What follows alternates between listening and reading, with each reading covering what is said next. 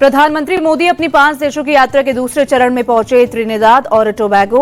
Port of Spain के airport पर प्रधानमंत्री कमला प्रसाद बिसेसर ने किया स्वागत।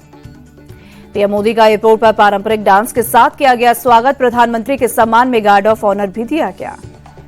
पीएम मोदी के स्वागत में पोर्ट ऑफ स्पेन के एयरपोर्ट पर तिरंगा लेकर पहुंचा भारतीय समुदाय। प्रधानमंत्री ने भारतीयों के साथ की मुलाकात। पोर्ट ऑफ स्पेन में होटल पहुंचने पर पीएम मोदी का जोरदार स्वागत। भारतीय समुदाय के सैकड़ों लोग हाथों में तिरंगा लेकर पहुंचे। पीएम मोदी के स्वागत में भोजपुरी संगीत का किया गया आयोजन। प्रधानमंत्री ने गायकों से सुना भोजपुरी गीत। पोर्ट और स्पेन में पीएम मोदी ने भारतीय समुदाय के एक कार्यक्रम में हुए शामिल। प्रधानमंत्री कमला प्रसाद बिसेसर भी रही मौजूद। पीएम मोदी ने जय श्री राम और सीताराम से भाषण शुरू किया। कहा, हम केवल सरनेम और खून से नहीं जुड़े, हम अपने संबंधों से भी जुड़े हैं। पीएम मोदी ने राम जन्मभूमि का किया जिक्र। कहा, गंगा यमुना को छोड़ा लेकिन दिल में रामायण ले आए। मैं आपके लिए सरयू का जल और मंदिर की प्रतिकृति लाया हूं। पीएम मोदी ने भारतीय समुदाय के बिहार के साथ रिश्तों का किया जिक्र। कहा, प्रधानमंत्री कमला प्रसाद को बिहार अपनी बेटी मानता है। त्रिनिदाद और टोबैगो आने से पहले पीएम मोदी ने घाना की संसद को किया संबोधित। कहा, भारत लोकतंत्र की जननी है। लोकतंत्र हमारे लिए सिस्टम नहीं संस्कार है।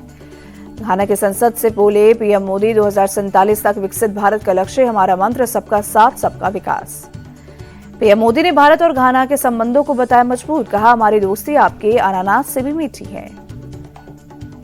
घाना में भारतीय पोशाक पहने सांसदों से मिले पीएम मोदी। संसद में कई सांसद भारतीय पोशाक में आए नजर।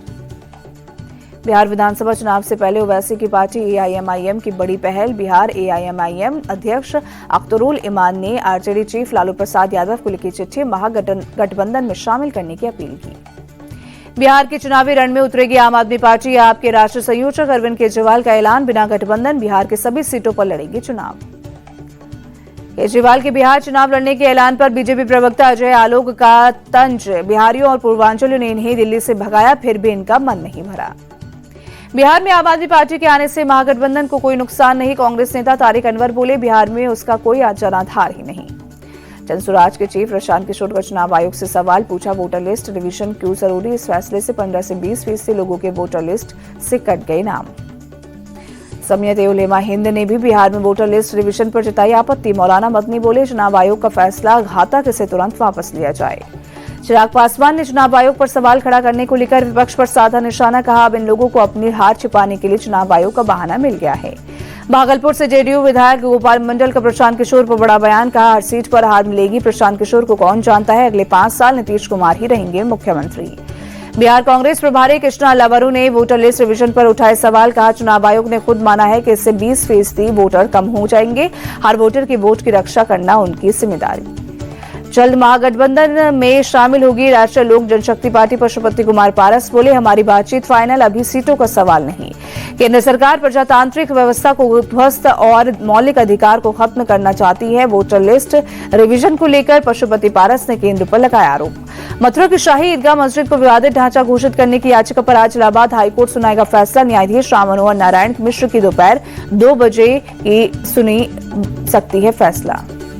हिंदू पक्षकार महेंद्र प्रताप सिंह ने पिछली सुनवाई में कोर्ट को बताया, खसरा खतौनी में मस्जिद का नाम नहीं, ना ही नगर पालिका में कोई रिकॉर्ड है। कोर्ट ने अपना फैसला सुरक्षित रख लिया है। नेशनल हेराल्ड मामले में आज सोनिया और राहुल गांधी की तरफ से होगी बहस। दिल्ली के राउस एवेन्यू कोर्ट में कल ईडी की दलीलें हुई पूरी।